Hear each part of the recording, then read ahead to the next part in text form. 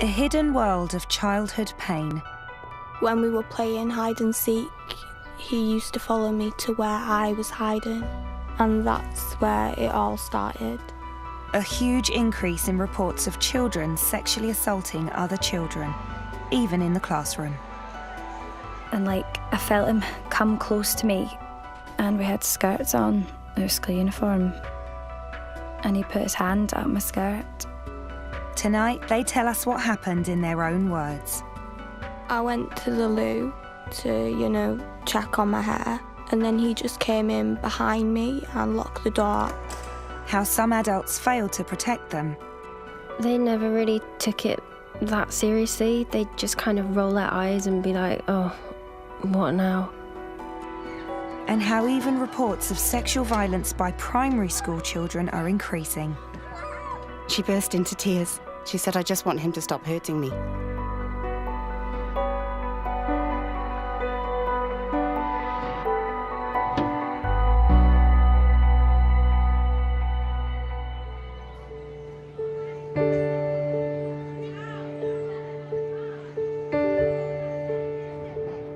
Talking about sexual assault is difficult, especially if you're a child. Panorama has spent months listening to children and parents brave enough to share their experiences. We're concealing their identities to protect them and using animation to help tell their stories.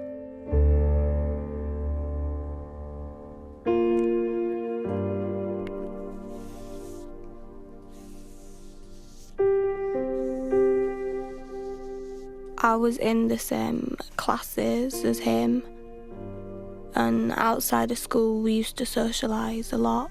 Our families were very close. Danny grew up playing with the son of her parents' friends. We used to play very innocent games, like we used to play computer games or hide and seek. By the time they were 10, their relationship began to change. We'd still play the same games, but when we were playing hide and seek, he used to follow me to where I was hiding. While their parents were downstairs unaware, her friend would lock her in a room with him. When it started off with just kissing, I felt it was wrong because I saw him more as a brother. It made me feel so disgusting and uncomfortable in my body. Danny didn't tell anyone what was happening.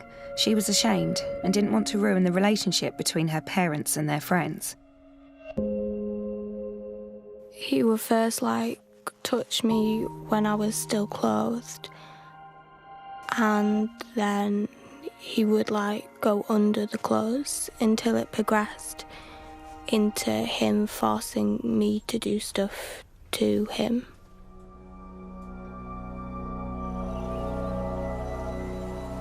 There are an estimated 200,000 cases of child sexual abuse every year. It's believed a third is carried out by other children. Danny's abuse continued for years. One night when she was 13, she and the boy were at a party with their parents. It were quite late at night, and I went to the loo to, check on my hair. And then he just came in behind me and locked the door, and then he turned the lights off and cornered me. And then he just started undressing me, and I kept pushing him away, but nothing ever stopped him from doing anything. And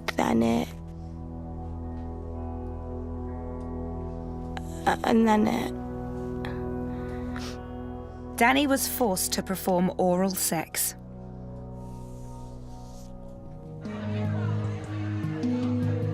Reports of children sexually assaulting other children are rising. It is increasingly becoming a really significant problem and a significant challenge. We are seeing an increasing number of reports We are seeing significant examples of harmful sexual behaviour and the lives of young people blighted and traumatically affected by sexual abuse. We asked all police forces in the UK for their figures on child-on-child sexual abuse. 38 across England and Wales responded. They reveal a dramatic increase in the last 4 years. Reports of sexual offences have risen from 4,603 in 2013 to 7,866 last year, an increase of 71%. Most of those abused are girls.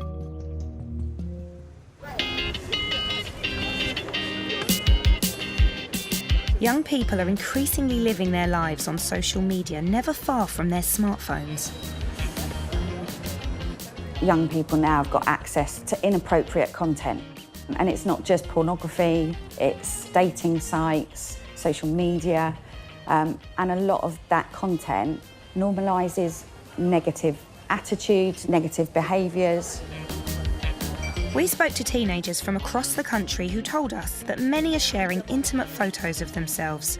It's called sexting.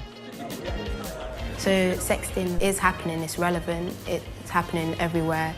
Sending videos on cleavage or even private areas, you know, that is kind of a problem. Sometimes girls feel pressured into doing it to show that they care about their boyfriend or girlfriend, whatever, yeah.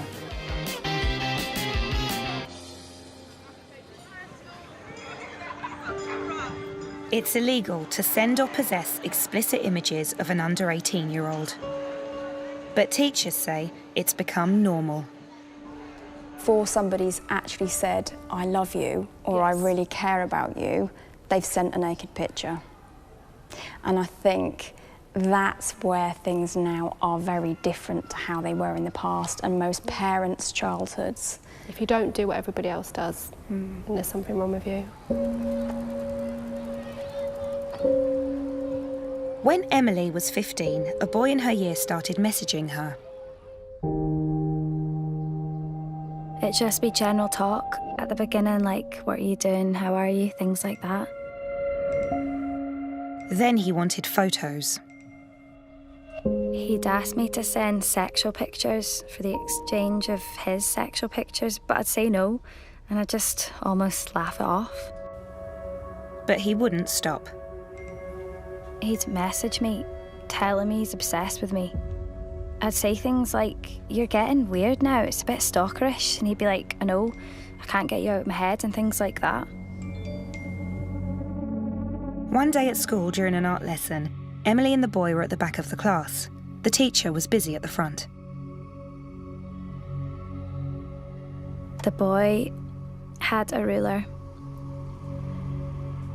and he started poking me, prodding me a number of times in the vagina. And then in the end, I grabbed the ruler off him. I turned around and was talking to friends, and I felt him come close to me. And we had skirts on, it was school uniform. And he put his hand up my skirt and put his fingers up inside me.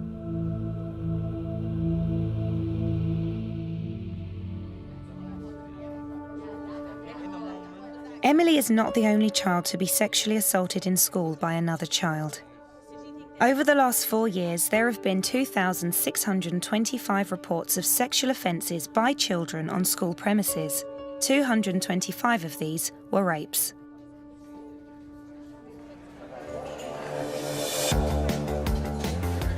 We asked our group of teenagers about their experience of school life. There are a lot of comments made in school, usually directed to girls, their bodies, sexual preferences, the way they look. It's all kind of a joke when it comes to boys. There are one or two boys who take it past the limit sometimes and touching girls when they don't want to be touched and making suggestive remarks constantly. Quite a lot of girls don't like to take off their jumpers at school because they're afraid of boys staring at them. Boys will call them names, slag, slut, whore, that sort of stuff. you just got to deal with it because it's stuff that happens like on a daily basis. It tends to be put on that girls, it's their fault. Well, you can't take a joke, can you? Oh, it's just boys being boys.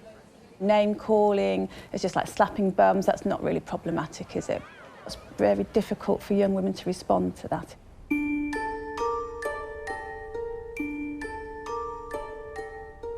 Susan was 14 when she started going out with one of the boys in her class. I'd always kind of known him and we were best friends, and then we started dating. While they were together, they had a sexual relationship, but she broke up with him and he started harassing her in school.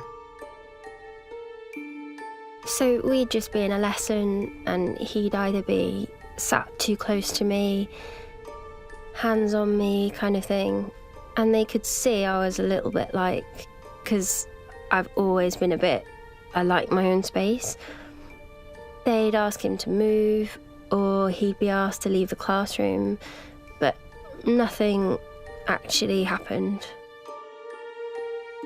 Susan says she went to her teachers about him so regularly, they eventually gave up trying to help.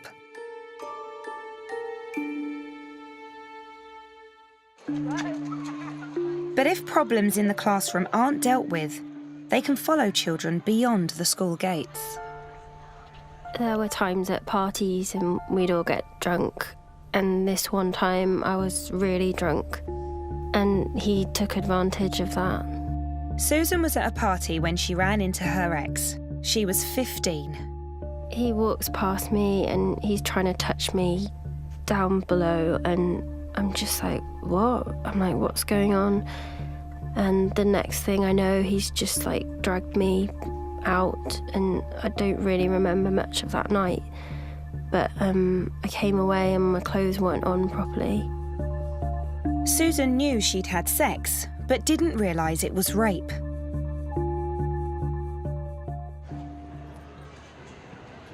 Many children don't understand consent. They're just sitting there, not saying anything, not engaging. Do we think that's consent? No. This school in London has invited a charity to talk to its pupils about consent in a range of scenarios. Absolutely. Anyone else? Yeah? If someone's consented, they're going to give a straight response. What do you mean by straight? As in, they're not going to be like, oh, I'm not sure. They're not going to be timid. They've delivered over 100 classes in the last 2 years. You can always turn things around and say, if the girl was like all right in the head, why did she go with that boy if she didn't feel comfortable? Charity director Kate Parker says teachers and pupils want their help. What has really surprised me has been the reaction from schools and from parents, and indeed from some students who get in contact with me, saying, you know, we really want to urgently discuss all of this stuff. Right, the boy is her boyfriend. Does that change things in any way? Okay, yeah, okay. Interesting. Who said yep over here? Why does that change things? Because, like, it depends whether he already have her consent from before. A common view, also held by some adults. Discussing consent and teenage relationships is not part of the curriculum, so schools can decide whether or not to include it. So do they? There's very little work in schools around sexual consent.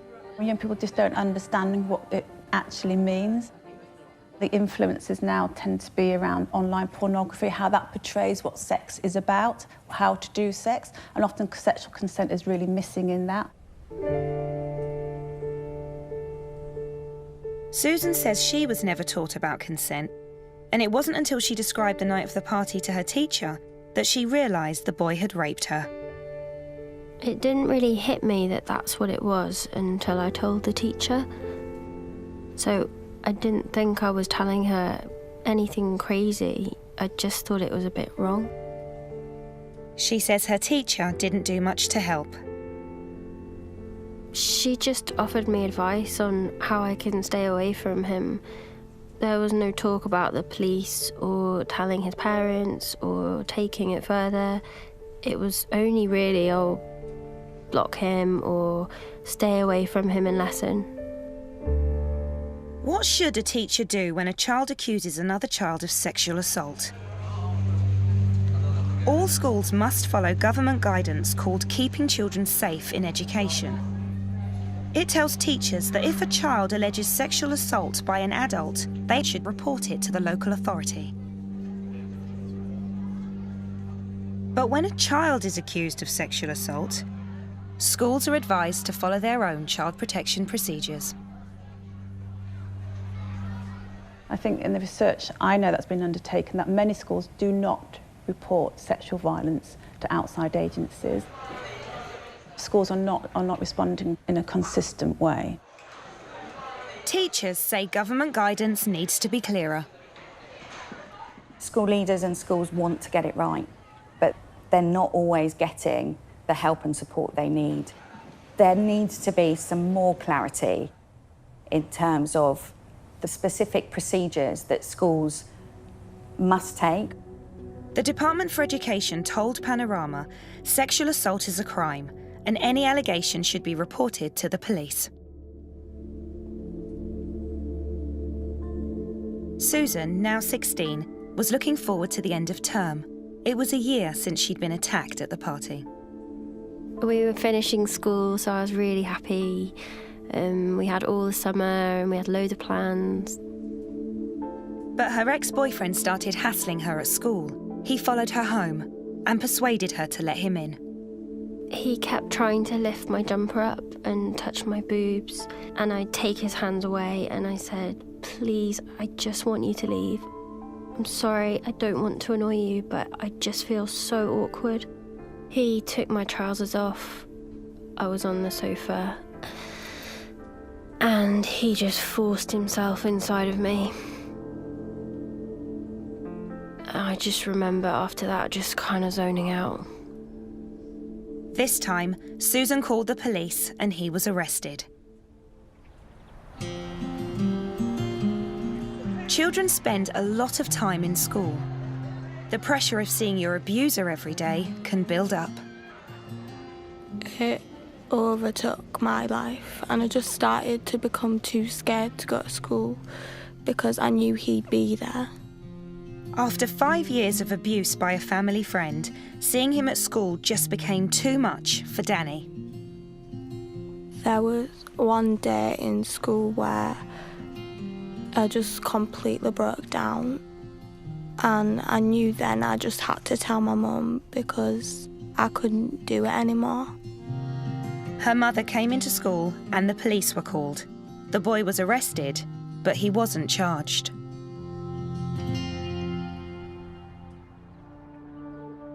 Panorama has discovered that over the last 4 years, 74% of reported child-on-child sexual offences resulted in no further action.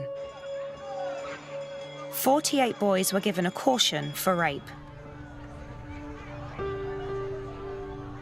You're dealing with people who will be reluctant. You're dealing with cases whereby there's been a relationship in the past. And it's very much a case of the Crown Prosecution Service deciding to charge, invariably on the word of one person against another. Since both children have a right to education, this leaves schools in a difficult position. Danny says the school told her there were no grounds to expel her abuser, but promised to keep them apart. But she says that didn't happen. After he was arrested, that's when he started following me around school, and he would turn up like where my lessons were just to make me feel uncomfortable. I felt unsafe everywhere. She and her parents complained to the head teacher. They tried to get around it by saying you don't have much longer left in school. She found it impossible to concentrate. I had to take a GCSE exam in the same room as him, and it were really weird because I obviously knew that he was in that room, and I started smelling him, and as soon as I smelt him, everything came back and I'd relive everything, and I couldn't focus on the exam. And the thing is, I need that exam to get me out of that school and to get me away from him. And there's a further hurdle children face when they report another child: bullying. After Emily was assaulted in her art class, other children found out the boy had been reported to the police. I got this greeting off about 10 to 15 pupils all swearing and shouting at me, like, you're a grass, you're a this, you're a that. And I got some comments like, he should have raped you. It was overwhelming. And she couldn't leave the abuse at school either. It followed her home. And I got so many, comments. I was tagged in photos. I was called a liar. Things were put up about me. People that I didn't even know would join in. When the boy returned to school, the bullying got worse, and she says her teachers didn't help. The headmaster would say, when he'd isolated me and stopped me from going out at lunch and break times, he'd say, well, maybe this isn't a school for you. You can leave, we suggest you do, and make a fresh start. Susan, who says she was raped twice by her ex-boyfriend, was also bullied. He'd gone round to this party and told everyone I was a liar, and I tried to get him done for rape. It was horrible messages, that I was scum, that I should die. We'd be on the bus and they'd throw things at me or shout things, make comments. It's not even always him, it's his friends. She says it affected her mental health, and she had to build a whole new life. I had actually thought about suicide, and I had self-harmed. I didn't think that there was a way out.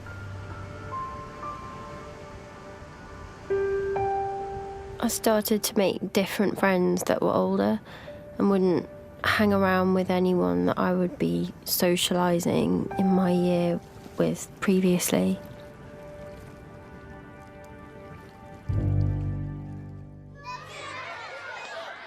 Sexual violence is not just a problem in secondary schools.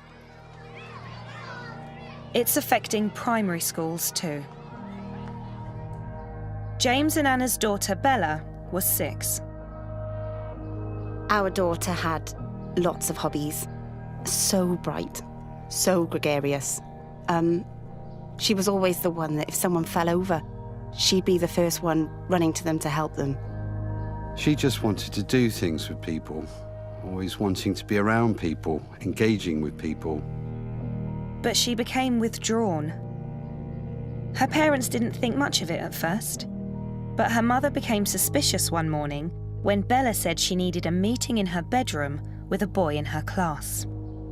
I turned and I looked at her, and her face was just white. And I said, why do you need a meeting in your bedroom? Have you fallen out? And she shook her head, and her little chin was wobbling. And I said, has something happened, sweetheart? And she burst into tears. She just dissolved in front of me. She said, I just want him to stop hurting me. And then she said, I want them to stop hurting me. Bella told her mother that 2 boys had been assaulting her in the school playground for the last 6 weeks. Bella was subjected to daily digital rape, which means they would use their fingers to rape her anally and vaginally, repeatedly. And she couldn't sit down because they'd hurt her so badly the day before. It hurt too much to sit down, and that's why she was standing up eating her breakfast. Bella's case isn't unique. It's a growing problem. In the last 4 years, the number of sexual offences by children aged 10 and under reported to the police has more than doubled. In 2013, there were 204 sexual offences. Last year, there were 456. It's not uncommon to have to deal with allegations of serious sexual assaults, inappropriate touching, sexual abuse by very young children. But of course, under 10 you can't commit a crime, so that then presents a challenge to itself. The police told Bella's parents the boys were under the age of criminal responsibility and couldn't be charged. They say they had to fight to get the police to make a record of the incident and that no one would help them. You'd expect the police were involved, social services should be involved. From an education perspective, what other agencies get told? We were flying blind. They say they were told off the record by social services, the police and children's charities that if they wanted to protect their daughter, they should move. But they couldn't. We retreated into our home. Our home became our safe place. We'd keep the curtains drawn during the day where these boys could cycle round in front of our house. We'd spend most of our time at the back of the house, curled up on the sofa, reading.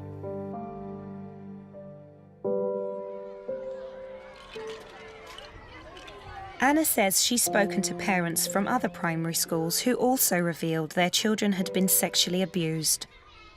We have all of these unheard victims of children who have been abused by children under 10.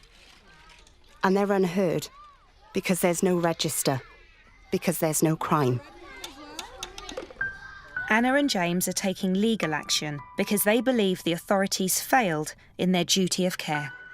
Panorama has spoken to parents of other children in primary and secondary schools who are also taking legal action. We are dealing unequivocally with the tip of the iceberg. We know that only 1 in 8 reports are actually coming through to the police. So 1 victim in every 8 is having the confidence and the courage to come forward. The girls and parents we've spoken to were brave enough to report the sexual assaults, but they feel they were failed by the authorities and let down by their friends. Danny finished her exams and has now left school. Some days I actually look back and I think to myself, how did you get through that? I think I finally also realised my strengths. Emily moved school and had to retake a whole year. It's not what actually happens that has the worst effect on you, it's what comes after it. It's the being disbelieved, it's the people failing you. Susan remains in college with her abuser. I had actually thought, if it's happened to me, who else has that happened to? All the people Panorama has spoken to say that if children are to report sexual assault, the authorities must protect them when they do. I couldn't actually believe that we're in the 21st century in Great Britain and we are allowing sexual abuse to continue and for victims to go unsupported.